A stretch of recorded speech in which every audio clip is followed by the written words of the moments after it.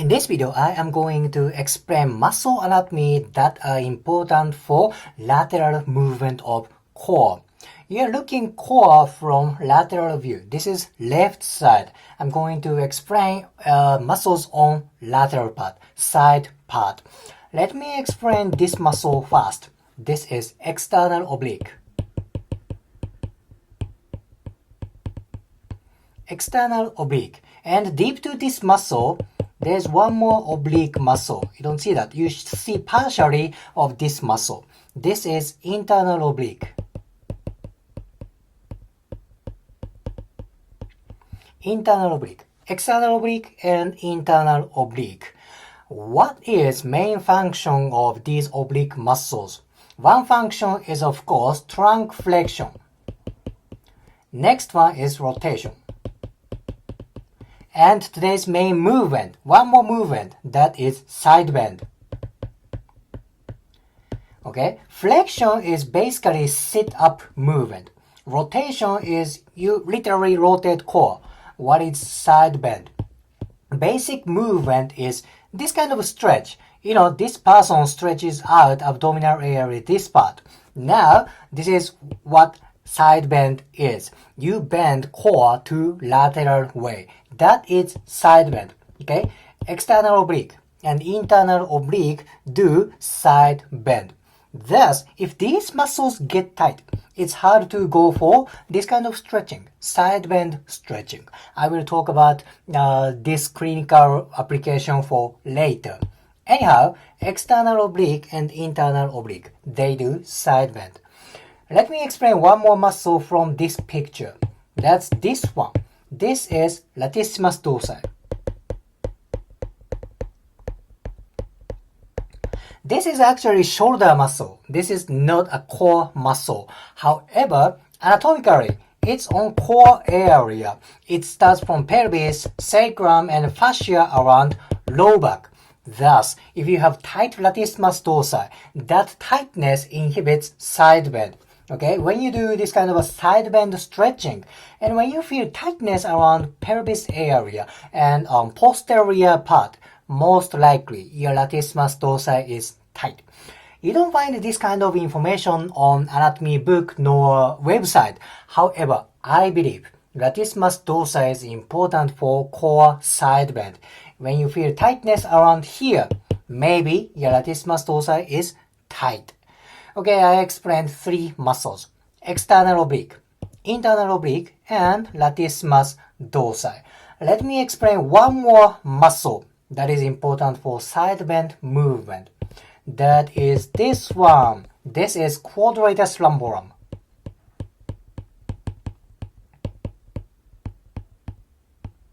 Quadratus lumborum is kind of a deep muscle, and this muscle does side bend as well.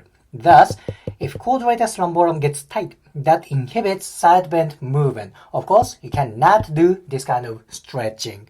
It's hard to feel where quadratus lumborum is because it's literally very deep muscle. Plus, this muscle is easy to get tight. If this muscle gets tight, most likely that tightness triggers low back pain and stiff low back. Thus, adequate flexibility of quadratus lumborum is very, very important for lumbar spine health. Anyway, quadratus lumborum, that is important for side bend movement. If these muscles, external oblique, internal oblique, latissimus dorsi, quadratus lumborum, if they get tight, again, it's hard to go to side bend stretching. But if you want to do this kind of stretching, whole part side bend stretching, you need good flexibility around shoulder joint as well. So let me explain important muscles for this kind of a side bend stretching. By the way, this shoulder position is not side bend. This is side bend for trunk.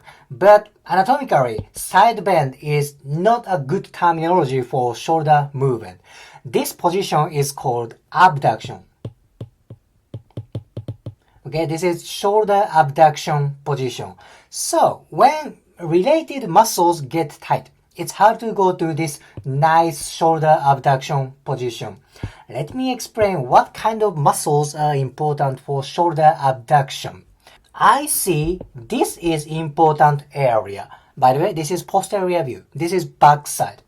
This posterior area is very, very important for shoulder abduction. If these muscles get tight, it's hard to go to shoulder abduction. Thus, you don't get this nice stretching. Now, what kind of muscles are there? There are numerous muscles around this area.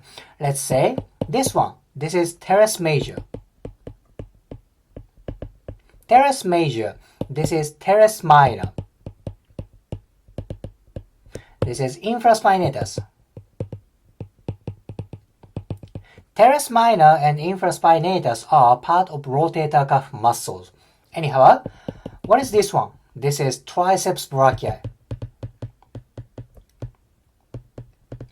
That's surprising because triceps brachii is elbow muscle, but triceps brachii long head, which is this one, this part crosses shoulder joint. Thus, tightness of triceps affects for shoulder movement. Next one is this one. This is deltoid. Deltoid posterior fiber. Then don't forget, there's humongous muscle on posterior part. This is latissimus dorsi. Latissimus dorsi again. This muscle is also important for shoulder movement. Well, there are numerous muscles around posterior part, posterior shoulder. When these muscles get tight, it's hard to go to shoulder abduction. Think about it. These muscles' main function is shoulder adduction. Shoulder adduction is closing arm movement. When these muscles get tight, it's hard to go to shoulder abduction. Then think about it. This is shoulder abduction position. When these muscles get tight, it's hard to go to this way. When you feel tightness for this movement, most likely that area, this posterior shoulder area is very, very tight.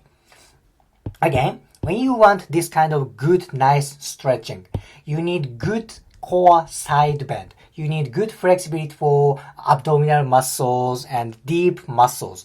Plus, you need good flexibility around shoulder joint.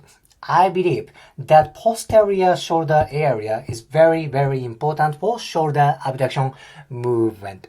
If you liked today's video, please hit the like button, comment and subscribe. See you next video.